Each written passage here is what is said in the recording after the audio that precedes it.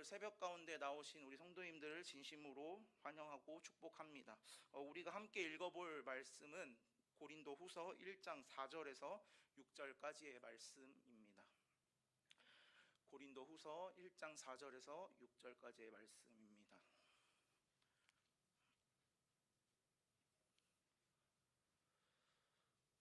한 절 한 절 교독하도록 하겠습니다. 제가 먼저 읽도록 하겠습니다. 우리가 모든 환난 중에서 우리를 위로하사 우리로 하여금 하나님께 받는 위로로서 모든 환난 중에 있는 자를 능히 위로하게 하시는 이시로다.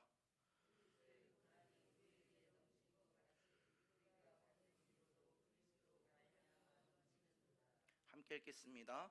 우리가 환난 당하는 것도 너희가 위로와 구원을 받게 하려는 것이요 우리가 위로를 받는 것도 너희가 위로를 받게 하려는 것이니 이 위로가 너희 속에 역사하여 우리가 받는 것 같은 고난을 너희도 견디게 하느니라. 아멘. 오늘의 말씀의 제목 함께 읽도록 하겠습니다. 말씀의 제목 함께 읽겠습니다. 지나고 보면 다 은혜입니다. 아멘. 우리가 성경을 읽게 되면 성경에서는 많은 복을 받는 사람들이 나오게 됩니다. 하지만 그들의 삶을 한번 살펴보면 분명하게 복만 받는 자들은 아니었다는 사실을 우리가 알 수 있습니다.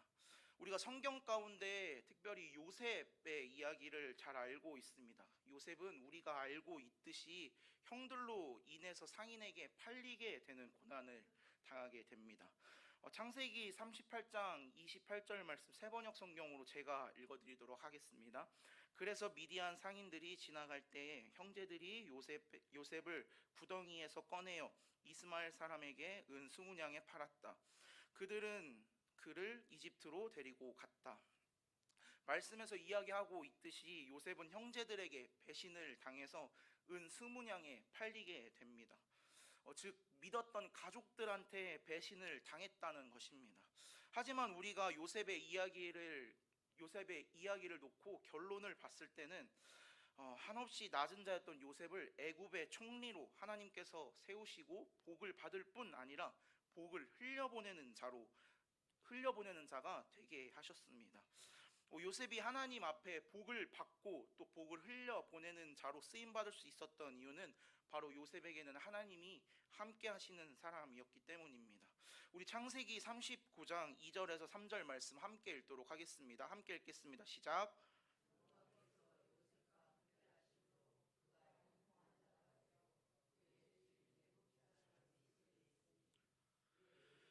여호와께서 그와 함께 하심을 보며 또 여호와께서 범사에 형통하게 하심을 보았더라. 아멘. 2절 말씀에서는 여호와께서 요셉과 함께 하심으로 라고 이야기하고 있으며 3절 말씀에서는 이제 그의 주인이 여호와께서 그와 함께 하심을 보며 또 여호와께서 범사에 그를 형통하게 하심을 보았더라 라고 이야기하고 있습니다. 요셉의 삶 가운데 하나님이 함께 하시는 이유가 무엇이라고 생각되십니까? 요셉은 첫 번째로 하나님이 주신 사명을 꿈으로 보고 그것을 믿는 믿음 가운데 성실하게 살아갔다는 것입니다. 우리가 삶을 살아가면서 성실이라는 단어를 많이 듣고는 합니다. 성실은 바로 변함이 없다는 것이고 맡겨진 일을 잘 해내는 사람을 보고 우리는 성실하다라고 이야기합니다. 요셉은 참 성실했던 것 같습니다. 요셉의 아버지인 야곱은 이제 요셉에게 심부름을 한 가지 맡기게 됩니다. 그것은 바로 형들이 세겜에 있으니 이제 형들이 잘하고 있는지 없는지 확인하고 오라는 그 심부름을 시키게 됩니다. 우리 창세기 37장 14절에서 17절까지의 말씀 함께 읽도록 하겠습니다. 함께 읽겠습니다. 이스라엘이 그에게 이르되 가서 내 형들과 양떼가 다 잘 있는지를 보고 돌아와 내게 말하라 하고 그를 헤브론 골짜기에서 보내니 그가 세겜으로 가니라. 어떤 사람이 그를 만난즉 그가 들에서 방황하는지라. 그 사람이 그에게 물어 이르되 내가 무엇을 찾느냐. 그가 이르되 내가 내 형들을 찾으오니 청하건대 그들이 양치는 곳을 내게 가르쳐 주소서. 그 사람이 이르되 그들이 여기서 떠났느니라. 내가 그들의 말을 들으니 도단으로 가자 하더라 하니라. 요셉이 그의 형들의 뒤를 따라 가서 도단에서 그를 만나니라. 아멘. 이 심부름이 그냥 말씀에서 보면 그냥 단순하게 형들 있는데 갔다 와라 이렇게 생각할 수도 있고, 또 형들이 뺀질거리지 않고 있는지 한번 보고 와라, 그런 단순한 심부름이라고 생각하실지 모르겠습니다. 제가 요셉이 출발한 헤브론에서 형들이 있는 세겜까지의 거리를 한번 찾아보았는데 그 거리가 81km 정도 된다고 합니다. 그 당시에는 우리가 늘 타고 다니는 자동차도 또 자전거도 없었던 시대라는 것은 여러분 잘 알고 있는 사실이며, 골짜기를 지나고 이제 그 세겜에 도착하게 됩니다.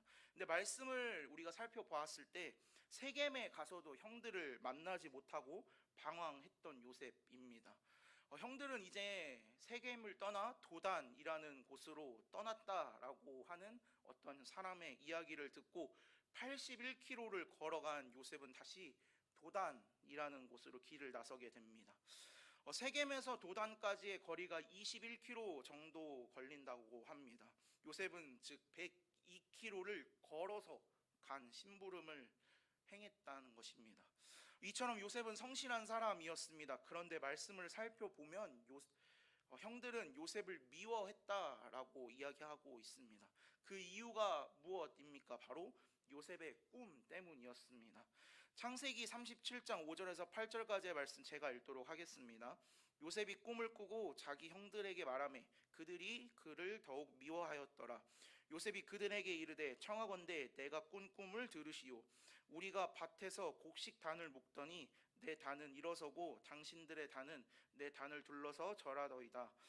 그의 형들이 그에게 이르되 내가 참으로 우리의 왕이 되겠느냐, 참으로 우리를 다스리게 되겠느냐 하고 그의 꿈과 그의 말로 말미암아 그를 더욱 미워하더니, 요셉의 형들은 요셉을 어지간하게도 미워했던 것 같습니다. 그렇게 자신을 미워했던 형들이 있는 곳으로 형들이 잘 있는지 보기 위해서 102km를 걸어갔던 요셉의 그 아버지에 대한 순종과 성실함은 요셉의 삶 가운데에서도 계속해서 나오게 됩니다.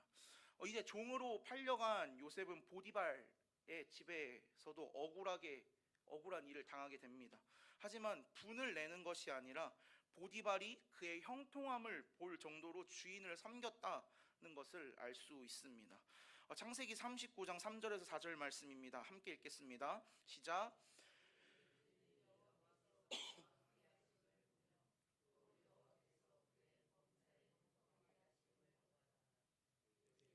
주인에게 은혜를 입어 섬김에 그가 요셉을 가정 총무로 삼고 자기의 소유를 다 그의 손에 위탁하니. 요셉은 그냥 꿈을 단순하게 입으로만 이야기하는 사람은 아니었던 것 같습니다. 하나님이 요셉에게 꿈을 통해서 이야기하셨습니다. 요셉은 그 꿈을 자기의 것으로 만들기 위해서 믿음으로 성실하게 반응했습니다. 우리가 한 가지 기억하셨으면 좋겠는 것이 있습니다. 하나님이 도우실 것이다 라는 이 믿음을 우리가 직접 경험하기 위해서는 우리가 그것을 믿는 만큼 삶 가운데서 성실하게 살아내야 된다는 것입니다. 하나님이 우리와 함께 하시기 위해서는 우리가 반응해야 한다는 것입니다. 하나님이 함께 하시고 우리의 고난 가운데서 일하시기를 원하신다면 하나님이 일하실 수 있도록 우리는 행동하고 반응해야 합니다. 오늘의 요셉을 고난 가운데서 믿음을 지키고 자신이 해야 하는 일을 성실하게 했던 자가 바로 오늘의 요셉이었습니다. 두 번째로 요셉은 자신의 삶의 여정이 하나님이 함께 하시기에 정직한 자였습니다. 창세기 39장 7절에서 9절 말씀입니다. 우리 함께 읽도록 하겠습니다. 죄송합니다. 창세기 39장 7절에서 9절 말씀입니다. 함께 읽겠습니다. 시작. 그 후에 그 주인이 아내가 요셉에게 눈짓하다가 동침하기를 청하니 내 주인이 집 안의 모든 소유를 간섭하지 아니하고 다 내 손에 위탁하였으니 이 집에는 나보다 큰 이가 없으며 주인이 아무도 내게 금하지 아니하였어도 금한 것은 당신뿐이니 당신은 그의 아내임이라. 그런즉 내가 어찌 이 큰 악을 행하여 하나님께 죄를 지으리이까. 보디말은 이제 요셉에게 재산을 맡기고 간섭하지 않았다는 것을 우리는 말씀을 통해서 알 수 있습니다. 종의 신분에서 재산을 관리하는 직분으로 상승되었다는 것을 우리는 알 수 있습니다. 보디말의 재산을 관리하는 것이면 그 집의 모든 소유를 마음대로 할 수 있다는 것입니다. 요셉은 그 재산을 가지고 도망칠 법도 한데 도망치지 않았습니다. 그 재산을 관리하면서 더욱더 복이 넘치도록 관리했다는 것을 39장 5절 말씀을 통해서 알 수 있습니다. 제가 읽겠습니다. 그가 요셉에게 자기의 집과 그의 모든 소유를 주관하게 한 때부터 여호와께서 요셉을 위하여 그 애굽 사람의 집에 복을 내리심으로 여호와의 복이 그의 집과 밭에 있는 모든 소유에 미친지라. 요셉은 그 재산을 가지고 도망갔던 자가 아니라 정직하게 관리했다는 것을 알 수 있습니다. 그리고 요셉의 얼굴이 꽤나 좀 잘생겼던 것 같습니다. 보디발의 아내는 이제 그 잘생겼던 요셉을 계속해서 유혹합니다. 하지만 요셉의 반응은 어떠했습니까? 주인인 보디발이 모든 것을 맡겼어도 아내인 당신은 나에게 맡기지 않았다라고 이야기하면서 주인 앞에 정직함을 다시 한번 표현했습니다. 그리고 하나님께 큰 악을 행하여 죄를 짓지 않겠다라고 이야기하면서 하나님 앞에 또 정직함을 표현하며 그 유혹을 뿌리쳤습니다. 사랑하는 여러분, 제가 오늘의 본문인 고린도 후서 1장 4절에서 6절까지의 말씀을 준비하면서 때로는 말씀을 준비하면서 제가 요셉의 이야기를 나눴던 이유가 있습니다. 요셉의 삶은 하나님이 정말로 동행했던 자였습니다. 하나님이 동행했던 삶이었습니다. 요셉의 삶을 보면 하나님이 동행한 삶이라고 하기에는 너무나 고난의 연속이었습니다. 정말로 억울했던 삶이었습니다. 형들에게 미움을 당해서 팔려가기도 했고 보디발의 아내의 유혹을 뿌리쳤는데도 억울하게 누명을 써서 감옥에 들어가게 되는 경험을 하게 됩니다. 하지만 요셉의 삶에서 계속해서 하나님은 일하셨다는 사실을 기억하셨으면 좋겠습니다. 요셉을 이야기하면 말씀에서 계속해서 이야기하고 있는 것이 있습니다. 그것은 바로 여호와께서 그를 범사에 형통하게 하셨더라입니다. 하나님은 요셉의 삶 가운데도 계속해서 함께 일하셨습니다. 그 고난 가운데서 위로하셨다는 것입니다. 그렇게 요셉은 그 고난을 이겨내며 결국은 어떤 자리에 오르게 됩니까? 바로 애굽의 총리의 자리에 오르게 됩니다. 그 자리에 오르게 된 요셉은 기근을 준비하며 그 식구들을 기근에서 구원에 이르게 만듭니다. 하나님은 요셉을 통하여서 구원을 이루어 내셨다는 것입니다. 요셉의 삶 가운데서 고난이 없었다면 과연 그 구원을 이루어 낼 수 있었을 것이라고 생각이 되어지십니까? 종의 신분에서 총리의 신분으로 오를 수 있었던 것은 요셉의 삶 가운데, 특별히 고난 가운데 하나님이 함께 하셨기 때문입니다. 이것이 오늘의 말씀 고린도 후서 가운데서 이야기하고 있는 위로입니다. 오늘의 말씀에서는 우리가 환난 가운데서 하나님은 위로를 주신다라고 이야기하고 있습니다. 그리고 그 고난 가운데서는 하나님이 분명하게 견딜 수 있는 힘을 주신다라고 이야기하고 있습니다. 우리가 생각해보면 하나님은 실수가 없으신 분인데 왜 계속해서 우리에게 고난을 주시며 환난을 주시는 분일까? 좀 말씀을 준비하면서 생각해 보게 되었던 것 같습니다. 오늘의 말씀을 계속해서 묵상하고 또 찾아보는 가운데 저는 위로라는 단어에 눈길이 많이 갔던 것 같습니다. 하나님이 주시는 위로가 무엇일까 생각해 보는 시간 가운데 성경을 조금 원어로 살펴보는 가운데 말씀을 준비하면서 생각했던 것이 있습니다. 위로라는 단어를 우리가 원어 헬라어로 찾아봤을 때 파라클레시스라고 이야기합니다. 근데 이 단어가 또 생겨난 어원이 있습니다. 바로 옆으로 부르다, 호출하다라는 뜻의 파라칼레오라고 합니다.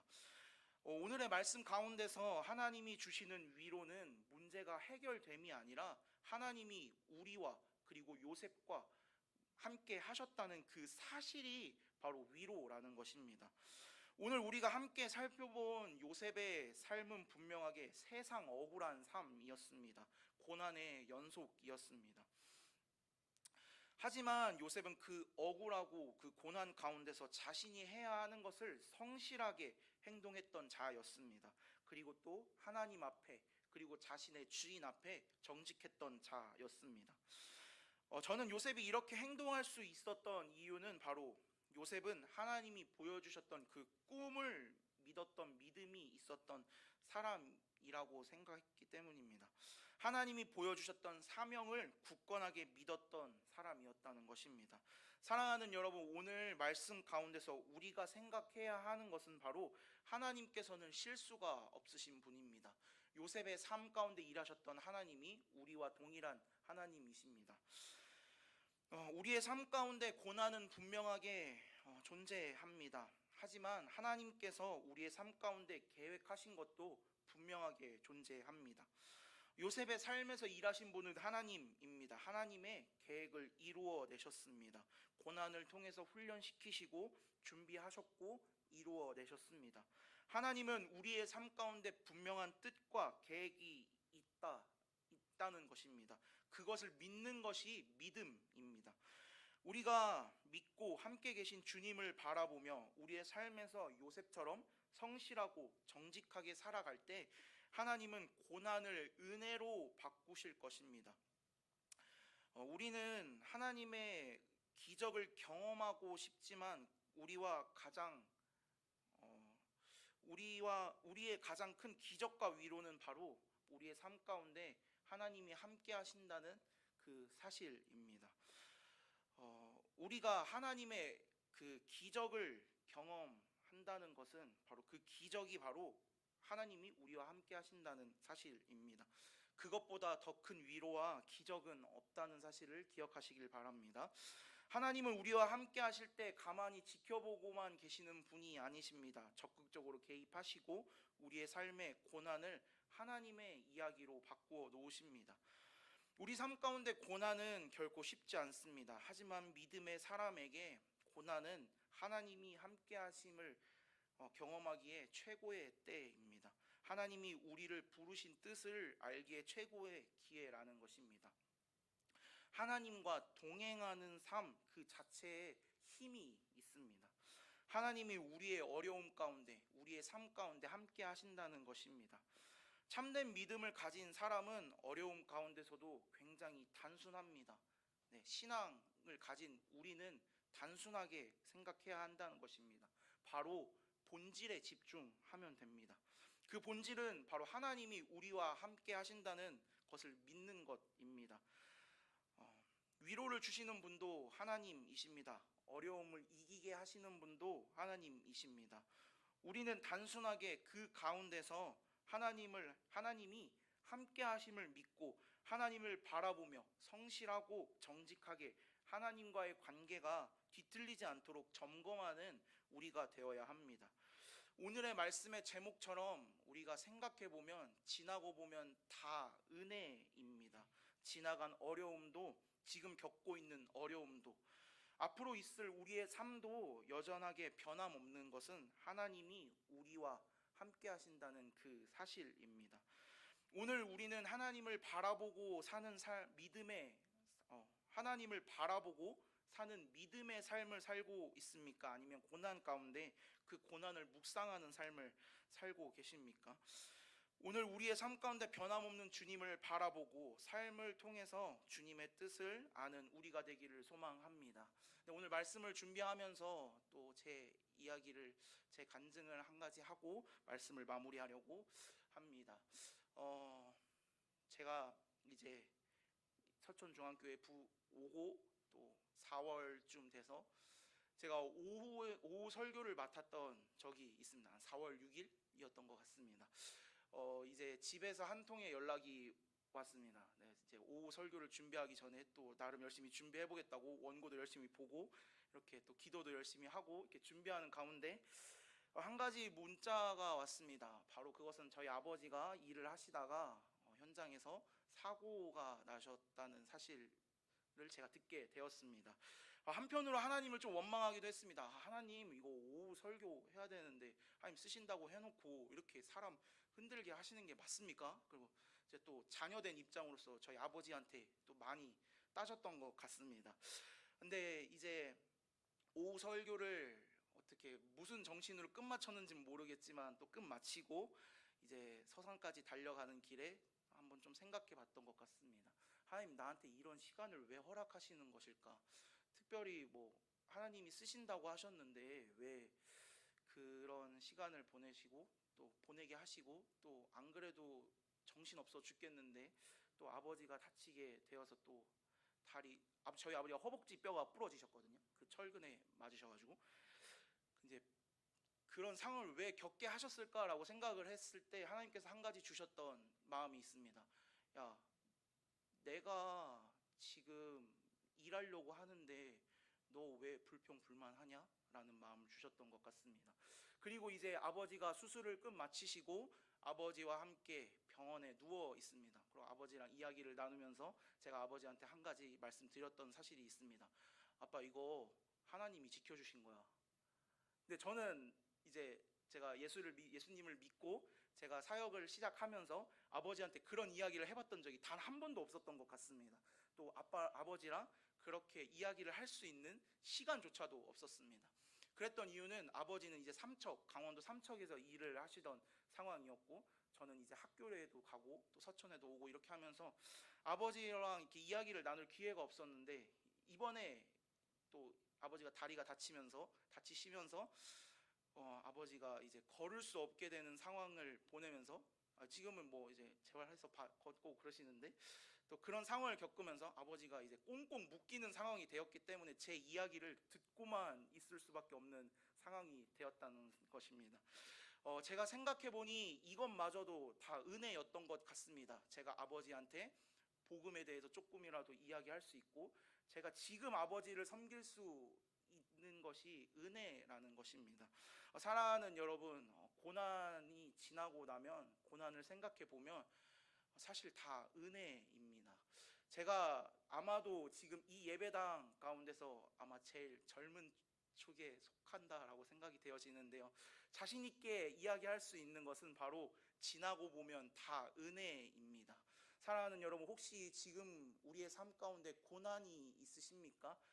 하지만 하나님의 위로도 분명하게 있습니다. 사랑하는 여러분, 오늘의 말씀의 제목처럼 지나고 보면 다 은혜입니다. 지금 우리 삶 가운데 있는 그 고난을 하나님의 위로하심으로, 하나님의 은혜로 이겨낼 수 있는 우리가 되기를 소망합니다. 기도하겠습니다.